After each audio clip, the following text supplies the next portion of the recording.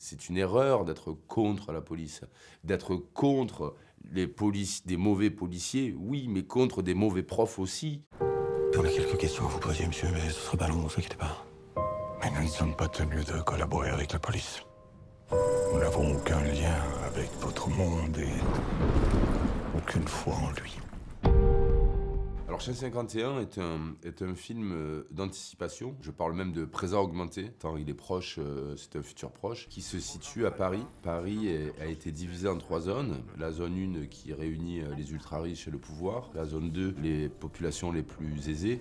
Et la zone 3, les populations les plus défavorisées. Et le système judiciaire est équipé d'une intelligence artificielle qui calcule des probabilités de culpabilité. Et quand l'inventeur de cette IA est assassiné, une enquête démarre.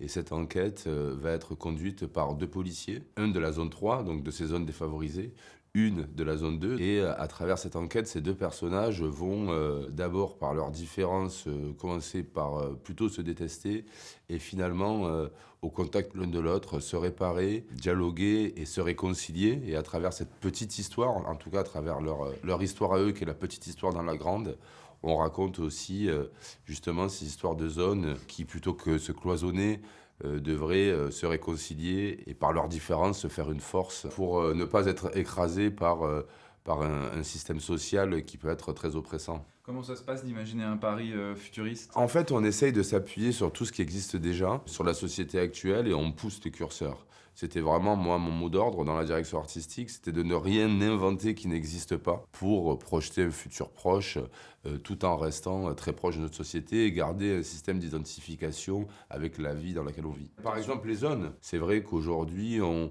voit que ces zones existent déjà. Le périphérique sépare Paris intramuros de la banlieue parisienne. Mais est-ce que vous pensez qu'on va vers ça? Je ne sais pas si on va vers ça. Sincèrement, j'espère pas, d'abord. Effectivement, j'ai l'impression que la société se durcit et que la tension monte entre les populations. Moi, là, je suis sur une dystopie. C'est un exercice, la dystopie. C'est un exercice littéraire, c'est un exercice cinématographique. Donc le principe, c'est de faire peur un peu. C'est ça l'exercice, c'est de proposer une version très critique de la société. Ce qui ne veut pas dire que je pense que la société va aller vers là. J'espère pas, en tout cas. Adapter un livre, c'est un exercice périlleux.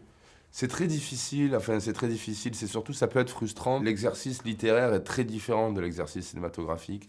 Donc on est obligé d'abord d'abandonner des idées du livre. On abandonne des idées qu'on adore, mais on sait qu'on ne pourra pas toutes les traiter. La littérature se permet beaucoup de digressions, beaucoup d'allégories. Le cinéma s'en permet moins, le mien particulièrement. Et donc